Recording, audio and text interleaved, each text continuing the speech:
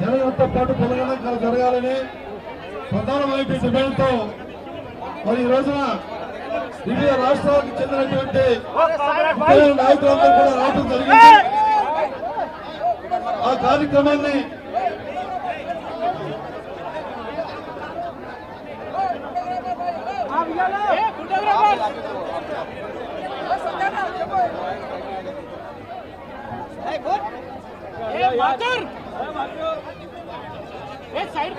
రావడం జరిగింది. ఆ క్రమంలోనే మరి జాతీయ స్థాయిలో కూడా పొలగడంకాలు జరగాలని ప్రధానమైన డిమాండ్తో మరి అనేక ఉద్యమాలు అనేక పోరాటాలు చేస్తున్నటువంటి నేపథ్యంలో మరి తెలంగాణలో ప్రభుత్వం రేవంత్ రెడ్డి గారు ప్రభుత్వం మరి పొలగడంకాలు కానీ క్యాస్ట్ చట్టం మీద కానీ అనేక రకాల నిర్ణయాలు తీసుకోవటం అనేది చాలా ముఖ్యమైనటువంటి అంశం.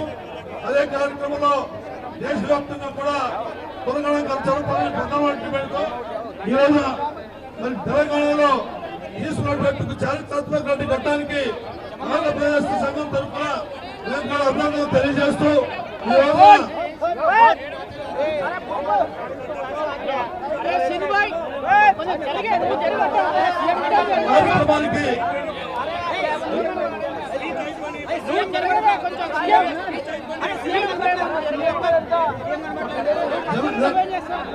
కార్యక్రమానికి ఈరోజు ఈ పార్లమెంటు సమావేశంలోనే బీసీ బిల్లును ప్రవేశపెట్టాలని గతంలో ఆంధ్రప్రదేశ్ లో కూడా చట్టసభలో 33% రిజర్వేషన్ ని ప్రవేశపెట్టాలని కేంద్రానికి పంపించడం జరిగింది.